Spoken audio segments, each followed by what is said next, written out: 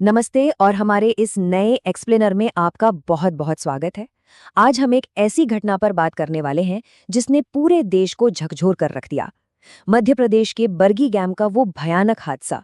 हम समझने की कोशिश करेंगे कि आखिर कैसे एक आम सी टूरिस्ट ट्रिप, खुशियों से भरी एक शाम, अचानक एक खौफनाक त्रासदी में बदल गई।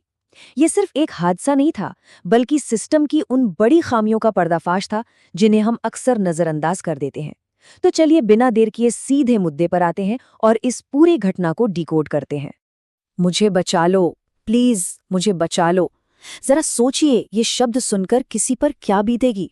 ये आखिरी खौफनाक अल्फाज थे दिल्ली की रहने वाली 39 साल की मरीना मैसी के। उन्होंने अपने भाई को वीडियो कॉल पर यह बात कही थी। दरअसल मैसी परिवार जबलपुर में गृह प्रवेश मनाने इकट्ठा हुआ था और ये क्रूज राइड उसी जश्न का एक हिस्सा थी। मरीना खुशी खुशी अपने परिवार को वीडियो कॉल पर नदी का खूबसूरत नज़ारा दिखा रही थीं। लेकिन तभी अचानक मौसम ने करवट ली और वो कॉल एक दिल दहला देने वाली चीख के साथ कट गई। आज हम जिन भी फैक्ट्स पर बात करेंगे ना, वो सिर्फ कागजी आंकड़े नहीं हैं, बल्कि इस खौफनाक मानवीय त्रासदी की असल सच्चाई हैं। अब सबसे बड़ा सवाल जो हम सब के जहन में आता है वो ये है कि खुशियों से भरा एक क्रूज का सफर आखिर इतना जानलेवा कैसे हो गया। ऐसा क्या हुआ कि नर्मदा क्वीन नाम का वो क्रूज अचानक पानी में पलट गया? इस सवाल का जवाब ढूंढने के लिए हमें उन लगातार हुई गलतियों और चूकों को समझना होगा जिन्होंने मिलकर इस हादसे की पटकथा लिखी। तो आइए सबसे पहले इस बात को डिकोड करते हैं कि कैसे एक के बाद एक कई गलतियां हुईं और किस तरह साफ साफ मिल रही चेतावनियों को पूरी तरह इग्नोर कर दिया गया। अगर हम 1 मई 2026 की उस टाइमलाइन को देखें तो समझ आता है कि चीजें कितनी तेजी से आउट ऑफ कंट्रोल हुई।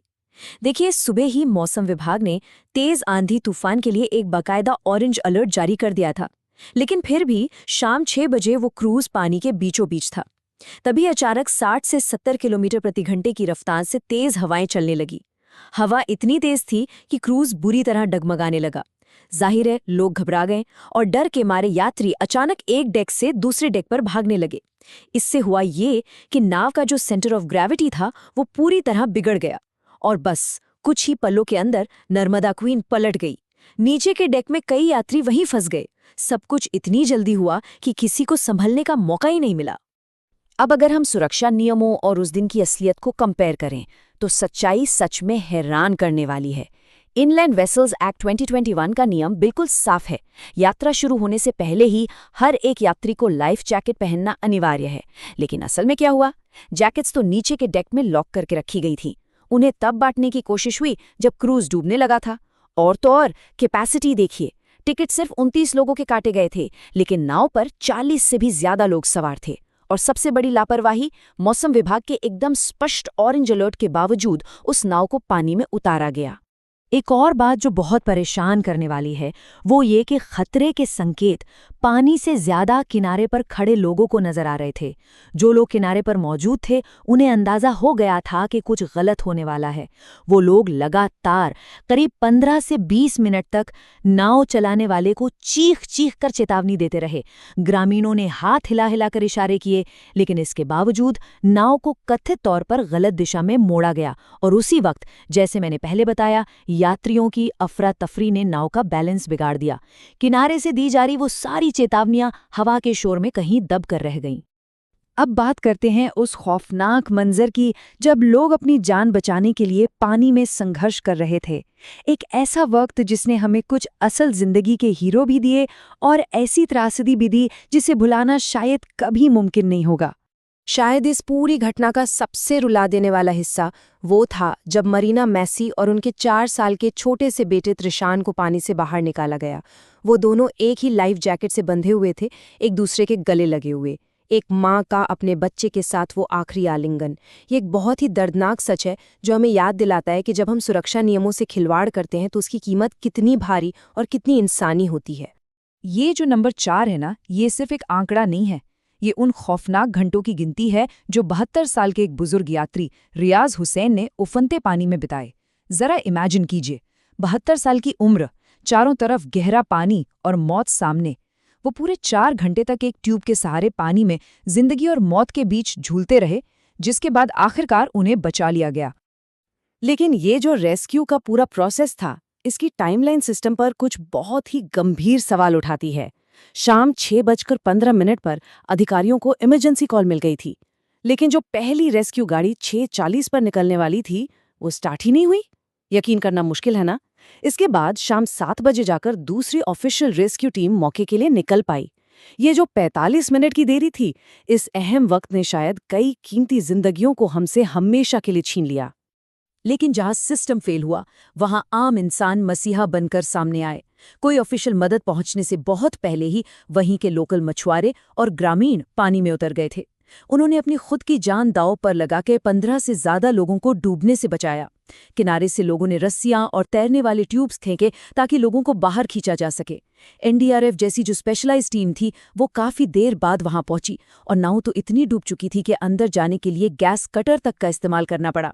अगर वो लोकल लोग वहां तुरंत रिएक्ट नहीं करते तो जरा सोचिए हालात कितने बदतर हो सकते थे। इस हादसे के बाद जाहिर तौर पर एक भूचाल नहीं था। तो चलिए देखते हैं कि इसके बाद प्रशासन और राजनीति के गलियारों में क्या हलचल हुई और जवाबदेही तय करने के लिए क्या तुरंत कदम उठाए गए। इस मामले में सत्तापक्ष और विपक्ष दोनों की प्रतिक्रियाएं बिल्कुल आमने सामने रहीं। सरकार की बात करें तो मुख्यमंत्री मोहन यादव ने तुरंत एक्शन लेते हुए सभी क्रूज ऑपरेशंस को रोक दिया और सेफ्टी ऑडिट के आदेश दे दिए। प्रधानमंत्री मोदी ने भी पीड़ित परिवारों के लिए 2-2 लाख रुपए के मुआवजे का ऐलान किया। वहीं दूसरी तरफ विपक्ष ने तीखा हमला बोला।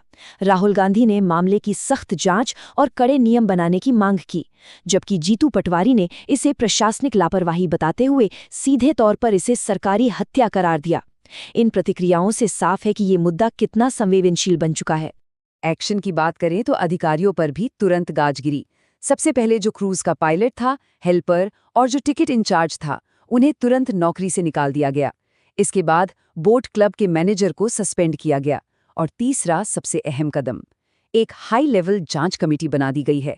ये कमेटी अब इस बात की पूरी तहकीकात करेगी कि सिस्टम में खामियां कहाँ थीं और इस पूरी लापरवाही के लिए असल में कौन जिम्मेदार है। पर सवाल यह है कि क्या हम इस हादसे से कुछ सीखेंगे? तो आइए नजर डालते हैं उन सबक पर जो हमें इस घटना से मिलते हैं, ताकि भविष्य में ऐसी कोई और त्रासदी ना हो। देखिए, इस हादसे की गूंज सिर्फ मध्य प्रदेश की सीमाओं तक नहीं रुकी, पड़ोस के राज्य भी इससे अलर्ट हो गए हैं। छत्तीसगढ़ के मुख्यमंत्री विष्णुदेव साई ने तुरंत ही अपने राज्य में होने वाली सभी वाटर स्पोर्ट्स एक्टिविटीज का सेफ्टी ऑडिट करने का आदेश दे दिया है। वहां अब कड़े तकनीकी इंस्पेक्शन किए जा रहे हैं और सुरक्षा के मामले में किसी भी तरह की लापरवाही न बर्दाश्त करने की पॉलिसी अपनाई जा रही है। अगर हम इन सब चीज़ों का निचोड़ निकालें तो कुछ ऐसे सख्त कदम हैं जो तुरंत उठाए जाने चाहिए। जैसे हर एक्टिव टूरिस्ट स्पॉट पर एक परमानेंट रेस्क्यू टीम का होना बहुत ज़रूरी है। कोई भी नाव तब तक किनारे से ना हटे जब तक उसमें बैठे हर एक इंसान ने लाइफ जैकेट न पहनी हो।